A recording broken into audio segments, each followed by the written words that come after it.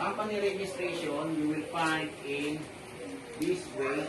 It was incorporated in the 14th October 2020. So it's already 4 years operating in other countries like US.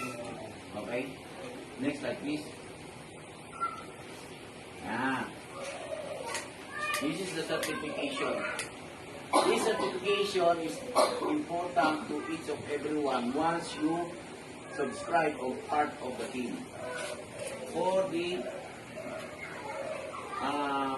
everyone to be placed in our group chat as a legitimate member of the economy. Okay, next slide please.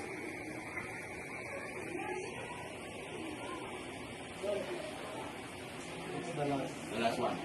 So, every one of us, we will have like this. Okay, for example. Okay, now, anyone who want to be part of Clean and Green Project, raise your hand. Raise your hand. Ha? Taas naman dyan. Masakit yung mga kilikili. Ha? Okay, so thank you very much. This is the short information that I can give it to you.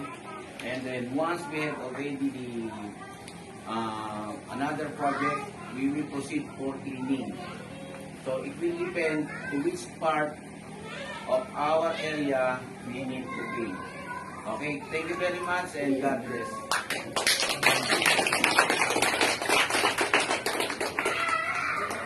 Question and answer? Question and answer.